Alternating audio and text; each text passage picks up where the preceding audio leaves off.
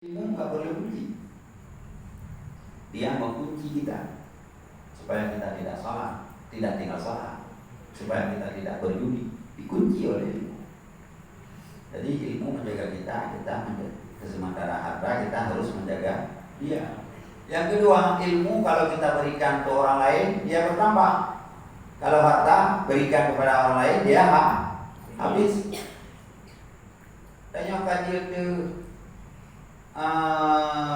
tasrif, kajian ke jarumnya, kajian ke matambina, takwa faingon tu, yang tanya utama, itu. Tapi menyampaikan apa yang berdoa saja tu, tajuk kau berdoa ingat, tajuk doa tu ingat tu, enam sama. Maka lebih ilmu daripada harta. Oleh karena yang demikian, kita bahagia sekali diberikan oleh Allah berkesempatan untuk menuntut ilmu. Yang terakhir, ada nggak? Ada nggak? Kalau di rumah pasti belum tidur. Anak Dewi kira-kira 90 menit lagi. 90 menit baru diem.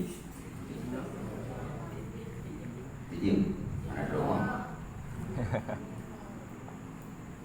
Dalam menuntut ilmu ada 6 macam. Nah ini dengar baik-baik. Lan tanala ilma illa bisiddati. Tidak akan engkau dapat ilmu kecuali ada 6 syarat. Jadinya dapat. Yang pertama zakai, pikiran waras, akal juga menyeder, nyahan melindu, umang berdiri ni, perkara di luar, gaduh dah piang roh dengar, kupurno dari Korea, umang, pakai anak mula, umang. Pakai anak itu, mumang. Pakai anak semaya, mumang. Mulai damang sampai berdari mumang berdiri. Yang kekun anak akal, anak sehat. Zakai sehat akal. Jadi karenanya merusak akal. Jangan sekali-kali merusakkan akal. Merusak akal itu dosa besar.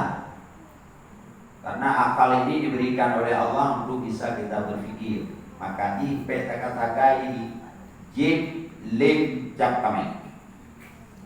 Kata-kata hiru lim cap kami. Lim pulau, lim cap pulau, lim deku. kata-kata hiru